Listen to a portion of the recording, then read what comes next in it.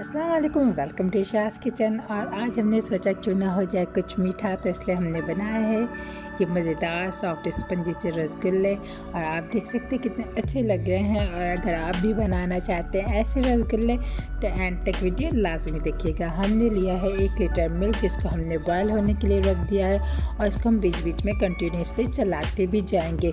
कुछ चीज़ें यहाँ पे आपने गौर से देखनी है, जिसमें हमने ये वाले स्पून जो है वो 2 स्पून हमने लिए कॉर्न स्टार्च के, 1 स्पून हमने लिया है सूजी का, 1/4 स्पून हमने लिया बेकिंग पाउडर। और ये जो वाइट आप पानी जैसा देख रहे हैं इसके अंदर है 3 टेबल स्पून वाइट विनेगर यानी कि सफ़ेद सिरका और पानी।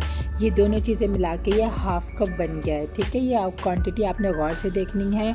और दूध भी तकरीबन जो है वो बॉयल हो चुका है। तो अब इसके अंदर जो हमने सफ़ेद सिरका और पानी मिला के जो हमने रखा था वो थोड़ा थोड़ा करके डालना है, एक साथ नहीं डालना है, थोड़ा थोड़ा करके डालना है। जब हम देखेंगे कि हमारा पनीर जो है वो बनने लगा यानी दूध फटने लगा है तो हम इसको स्टॉप करेंगे, वरना हमने इसको ग्रेजुअली ऐड करते रहना है। और आप देख सकते हैं ये फटना स्टार्ट हो चुका है, क्योंकि हमें बहुत ही सॉफ्ट सा पनीर चाहिए। तो उसके बाद हम इसको छान लेंगे, किसी भी वाइट कपड़े में छन्नी में रख के हम इसको छान लेंगे। इसका सारा पानी हमने निकालना है। और इसके अंदर जो है सिरके की खटास ना रहे तो हमने थोड़ा सा जो है अलग से टैप वाटर वो भी डाल दिया है। और इसको यानी कि हमें पनीर को खूब अच्छे से वॉश करना है। जब पनीर वॉश हो जाएगा तो हम इसको निचोड़ लेंगे, इसका सारा का सारा पानी हमने निकाल देना है। और आप देख सकते हैं इसका पानी निकल चुका है और इस तरीके से बॉल की फॉर्म में हमारे पास जो है पनीर हमें मिल चुका है। इसको हाथ की मदद से हल्का से फैला के सबसे पहले हम इसमें डालेंगे बेकिंग पाउडर। ठीक है, और इसको हम जल्दी से मिक्स कर लेंगे। मिक्स करने के बाद हम इसके अंदर डालेंगे हमारा जो कॉर्न स्टार्च था वो हम इसके अंदर डालेंगे और डालेंगे सूजी। और दोबारा से हम हल्के हाथों से इसको मिक्स करेंगे। अच्छा, सारा काम हमें बहुत ही सॉफ्टली करना है, बहुत ज़्यादा ताकत नहीं लगानी है, क्योंकि हम नहीं चाहते कि पनीर में से ऑयल सा निकले। इसलिए बहुत ही आराम से, बहुत ही प्यार से हथेली की मदद से हम इसको मिक्स करेंगे और बहुत ही सॉफ्ट सा पनीर तैयार हो जाएगा हमारे पास। ये देखिए कितना सॉफ्ट सा है और इसकी बॉल बन चुकी है। अब इसमें से हम मज़ीद छोटी छोटी बॉल, जिस साइज़ के हमें रसगुल्ले तैयार करने हैं उस साइज़ के हम ये बॉल्स बना लेंगे। आपको जो साइज़ चाहिए आप उस साइज़ के बना सकते हैं। ये बॉल इस तरीके से तैयार हो गई है।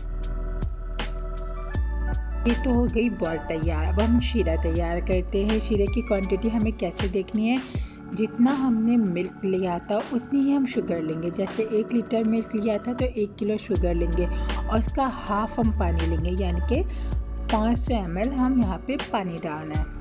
और पहले हम शुगर को ठंडे पानी में डिज़ोल्व करेंगे।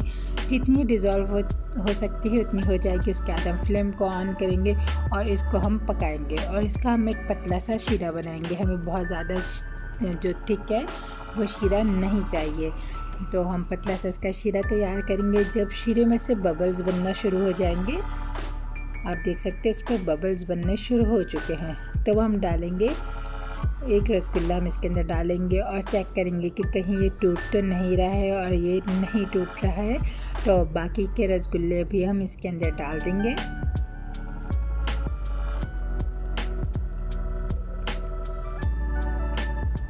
अच्छा, जो हम इसको पकाएंगे ना तो इसमें से मुसलसल बबल्स जो है वो निकलने चाहिए, यानी कि हम इसको मीडियम हाई फ्लेम पे कुक करेंगे।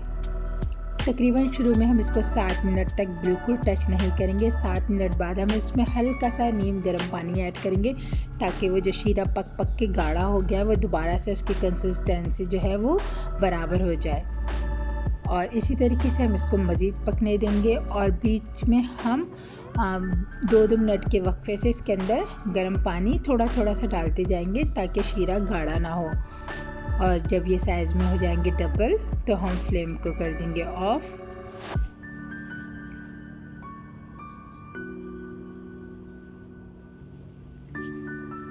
और और आप देख सकते हैं साइज़ में डबल हो चुके हैं। तो हमने एंड में इस पर दोबारा से गर्म पानी डाला है और अब हम इसको ऑफ़ कर देंगे फ्लेम को।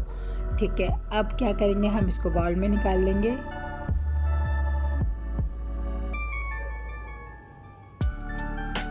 और फिर हम इसको तकरीबन 24 घंटे के लिए रख देंगे और 24 घंटे बाद मज़ेदार से रसगुल्ले हो जाएंगे तैयार। रेसिपी पसंद आई है तो चैनल को सब्सक्राइब कर दीजिए। चलिए मिलते हैं इस तरह की मज़ीद वीडियो के साथ, तब तक के लिए अल्लाह।